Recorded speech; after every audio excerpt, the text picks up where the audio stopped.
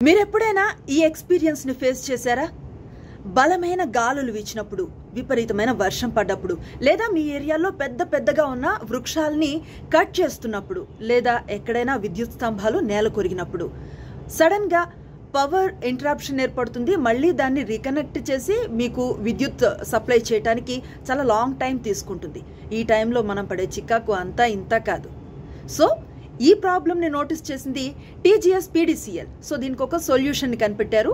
దానిపైన వాళ్ళు వర్కౌట్ చేస్తున్నారు. అదేంటంటే ఓవర్ హెడ్ లైన్లు ఎక్కడెక్కడ ఉన్నాయో ఆయా ప్లేసుల్లో అండర్ గ్రౌండ్ కేబుల్స్ని ఏర్పాటు చేయటం అన్నమాట. సో దట్ ఏమవుతుందంటే ఏదైనా భారీ వాహనాలు వెళ్ళినప్పుడు ఆ వైర్లు తెగిపట్టో దాన్ని మళ్ళీ రీకనెక్ట్ చేయడానికి తీసుకునే ప్రాసెస్ టైంని ఆదా చేయడంతో పాటు ఆ విద్యుత్ షాకులు రావటం కానీ, లేదా అక్కడ పవర్ సప్లైని ఇంటరప్ట్ చేయటం కానీ ఇలాంటి సమస్యల్ని అధిగమించవచ్చు అనేది ఆలోచన. ఆల్రెడీ ఈ తరహా ఒక వ్యవస్థని బెంగళూరులో ఫాలో చేస్తున్నారు. సక్సెస్ఫుల్గా నడుస్తుందని కూడా తెలుస్తోంది. ఇప్పుడు నగరంలో వీటిని ఏర్పాటు చేయడానికి కొన్ని టీమ్స్ని ఏర్పాటు చేశారు. ఎక్కడైతే ఓవర్ హెడ్ లైన్లు ఉన్నాయో ఏ ఏరియాల్లో ఉన్నాయి, అక్కడ భూగర్భ కేబుళ్లను ఏర్పాటు చేయడానికి ఎంత ఖర్చు అవుతుంది అనే విషయాలపైన ఈ ఫీడర్స్ నుంచి కూడా ఇన్ఫర్మేషన్ తీసుకుంటున్నారు.